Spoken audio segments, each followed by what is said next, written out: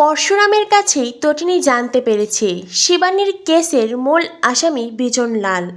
আর এইবার বিজন লালের নামের সাথে জড়িয়ে গেল বিজিত। বিজিত আর বিজন লাল দুজনেই কি একই ব্যক্তি? একই প্রশ্নের সম্মুখীন তটিনী পরশুরাম। যেহেতু বিজিতের র্যাকেটের তদন্তে আছে তটিনী, তাই এইবার শিবানী কেসের সাথে জড়িয়ে গেল তটিনী। এইবার বিজিত আর বিজন লালের রহস্য ফাঁস করবে সে। শত্রুদের চোখ এড়িয়ে দুর্দান্ত পরিকল্পনা তটিনীর।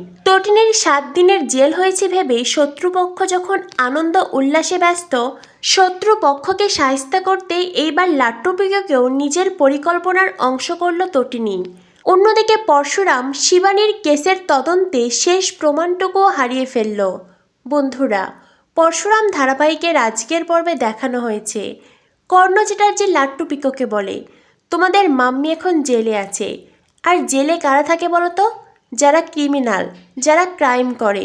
এবার তোমরাই বলো, আসল রাক্ষস কে, আমি নাকি তোমাদের মাম্মি? কাকে রাক্ষস বলবে?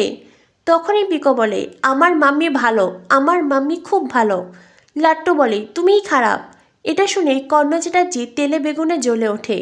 তখনই তটিনীর মা কর্ণ চ্যাটার্জিকে বলে, কি করছেনটা কি? আর আপনি এখানে কেন এসেছেন? হ্যাঁ? তখনই আরাধ্যা বলে, আমি ওনাকে এখানে এনেছি। তটিনীর মা বলে, কিন্তু কেন? এইটা বেডরুম, যখন তখন বেডরুমে আসা যায় না। জিৎ মুখার্জি বলে, বৌদি মুখ সামলে কথা বলো, ভুলে যেও না উনি আমার অতিথি, উনি যখন ইচ্ছে যেখানে খুশি যেতে পারেন। তটিনীর মা বলে, সত্যি সত্যি আমি বুঝতে পারছি না কি করতে চাইছো তোমরা। কবির বলে, কিছুই না, আজ রাতে আমরা আনন্দ করব, উল্লাস করব, পার্টি করব।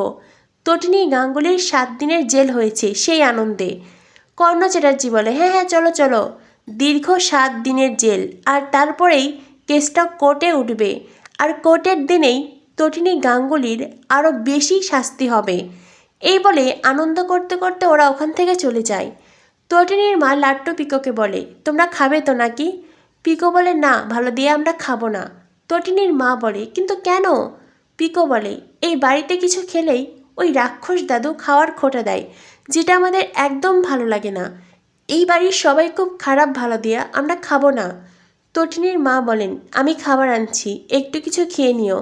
এই বলে তটিনীর মা রান্নাঘরে যায় খাবার আনতে। পিকো বলে, ভাই আমরা কিছুতেই এই বাড়ির খাবার খাবো না, চল ঘুমিয়ে পড়ি। লাট্টু বলে, ঠিক আছে দি ভাই, চল ঘুমিয়ে পড়ি।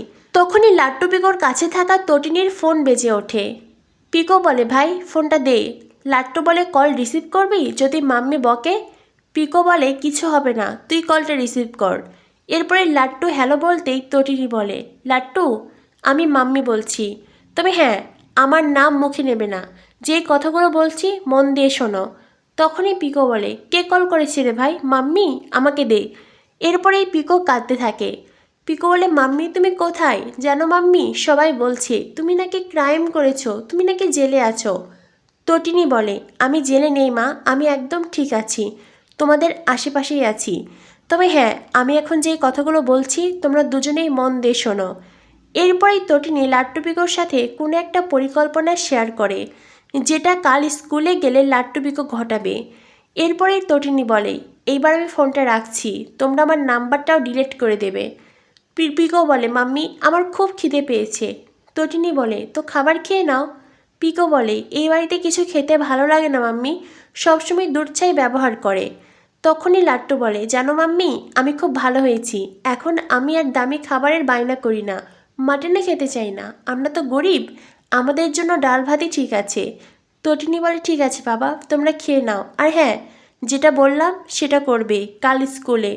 লাট্টু পিকো ওকে মাম্মি বলে ফোন রেখে দেয়। অন্যদিকে দেখানো হয় পরশুরাম নন্দা আর ভম্বলকে জেরা করছে, কিন্তু কেউই মুখ খুলছে না।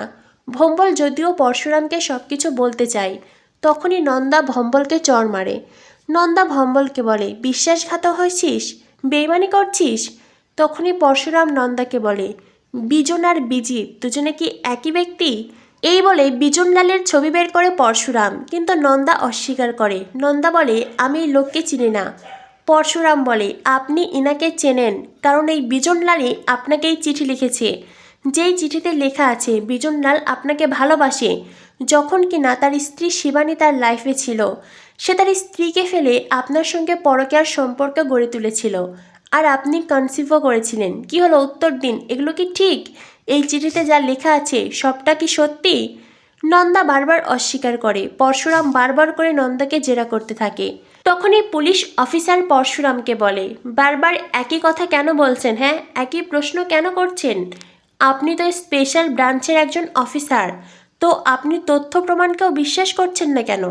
পরশুরাম বলে, তথ্য প্রমাণ? কিসের তথ্য প্রমাণ?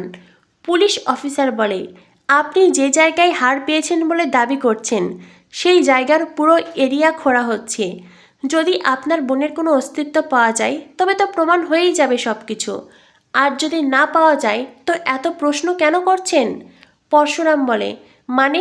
অফিসার বলে, মানে আমার টিম কাজ শুরু করেছে, এইবার সেই প্রমাণের জন্য অপেক্ষা করুন। অন্যদিকে দেখানো হয় বিজিত লাহিড়ী, যে কিনা আবারও ছদ্মবেশে বিজন লালের রূপ ধারণ করেছে। বিজিত লাহিড়ী বলে, পরশুরাম, তুমি জানো না এই বিজিত লাহিড়ী কতটা ভয়ঙ্কর। সে কখনো বিজন লাল, আবার কখনো বিজয়, আবার কখনো বিজিত লাহিড়ী। নানান নামে নানান শহরের নানান লোক আমাকে চেনে, আর তুমি সেই কিনা আমার সাথে খেলতে নেমেছ। এইবার তোমার খেলা শেষ হবে। আজই আমি কুসুমপুর যাচ্ছি, তোমার বোন শিবানীর পাশেই তুমি শায়িত হবে। এরপর দেখানো হয় দৃশ্য বদলায়। বিজিত লাহিড়ী ছদ্মবেশে চায়ের দোকানদার সেজেছে, যে কিনা কুসুমপুরের স্টেশনের পাশে চায়ের দোকান দিয়েছে। আর সেই দোকানের সামনে আসে বলরাম। বলরাম গাড়ি থেকে পালাতে পালাতে এতটা পথ দৌড়ে এসেছে, সে ভীষণ ক্লান্ত। চায়ের দোকানে চা চায়, আর বিজিত লাহিড়ী চায়ের দোকানদার সেজে বলরামকে চা দেয়। তখনই বলরাম পরশুরামকে কল করে, কথা বলে আর চা পান করে। বলরাম বলে, পরশুরাম, আমি এখন স্টেশনের পাশে আছি। আমি জানি এখন মেন রোডে গেলে অনেক বিপদের সম্মুখীন হব, হয়তোবা এই প্রমাণ আমাদের হাতে থাকবে না। সেজন্যই আমি এই ট্রেন পথে যাওয়ার সিদ্ধান্ত নিয়েছি। পরশুরাম কিছু একটা বলতে চাইলেই বলরাম বলে, ঠিক আছে রে, এখন রাখছি, আমি টিকিট কেটে তারপরে স্টেশনের পাশে দাঁড়াবো। পরশুরাম বলরামকে বলে, আমি জানি বলরাম, ওইটা আমার বোনেরই হার। তুই ল্যাব অবধি পৌঁছাবি বলরাম, ওই প্রমাণটুকু ল্যাব অবধি ফরেন্সিকে তোকে পৌঁছে দিতেই হবে। বলরাম বলে, তুই কোনো চিন্তা করিস না, আর হ্যাঁ, কাঁদছিস মনে হচ্ছে, মনকে শক্ত কর। এই বলে বলরাম কল কেটে দেয়। দোকানদারকে চায়ের কাপ দেওয়ার পরেই হঠাৎ করেই বলরামের মাথা ঘুরে আসে, চোখ ঝাপসা হয়ে যায়। বলরাম সাথে সাথে পরশুরামকে কল করে। বলরাম বলে, পরশুরাম, আমার চোখে কেমন ঝাপসা দেখতে পাচ্ছি, আর মাথাটাও ঘুরছে রে। পরশুরাম বলে, বলরাম কি হয়েছে তোর? কি হলো, উত্তর দে, তুই কোথায় আছিস? অন্যদিকে বলরাম দোকানদারের দিকে তাকিয়ে দেখে দোকানদার তার মুখ থেকে ম্যানকি ক্যাপ খুলছে, আর আস্তে আস্তে সে দেখতে পায় বিজন লালকে। যদিও স্পষ্ট দেখতে পায় না, তবে ঝাপসা চোখে বারবার করে বলরাম বলতে থাকে, কে আপনি, কে আপনি বলুন। আর ফোনের ওপাশ থেকে সবটা শুনতে পায় পরশুরাম। পরশুরাম বুঝে যায় তার প্রিয় বন্ধু বলরাম বিপদে পড়েছে। পরশুরাম সাথে সাথেই গাড়ি নিয়ে বেরিয়ে পড়ে। অন্যদিকে বিজন লাল, যে কিনা বিজিত লাহিড়ী, তার লোকদের ডাকে। দীর্ঘদিন পরে বিজনকে দেখে পাড়ার বন্ধুরা খুশি হয়, যেই বন্ধুকেই কাজে লাগিয়ে হাত করে এতদিন এই শিবানীর কেস ধামাচাপা দিতে তাদের ব্যবহার করেছে। সেই বন্ধুরা এতদিন পরে বিজনকে দেখে খুশি হয়। বিজিত তখন তার পাড়ার বন্ধুদের বলে, একে শেষ করে দে, আর হ্যাঁ, ওর হাতে যে প্রমাণ আছে ওইটা আমাকে দে। ওখানে শিবানীর হার আছে। আহা শিবানী, আমি তোমায় বড্ড ভালোবাসতাম গো। কি আর করার, তোমার শেষ চিহ্নটুকু আমি এবার শেষ করে ফেলবো। এই বলে বিজিত লাহিড়ী সেই প্রমাণ নেয়, বন্ধুদের মোটা অঙ্কের টাকা দেয়, আর ওখান থেকে চলে যায়। বিজিত লাহিড়ী চলে গেলেই তখনই বিজিতের ভাড়াটে গুন্ডারা বলরামকে শেষ করতে চায়।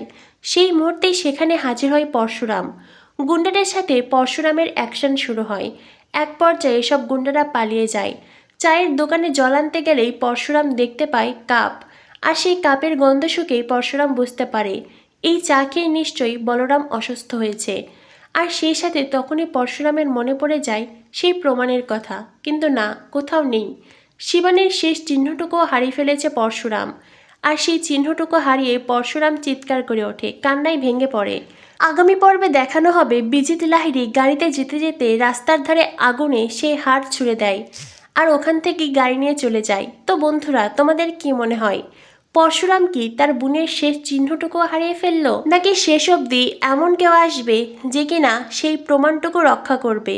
কী হতে চলেছে পরশুরাম ধারাবাহিকে। পরশুরাম ধারাবাহিকের পরবর্তী আপডেট পেতে আমাদের সাথেই থেকো। ধন্যবাদ সবাইকে।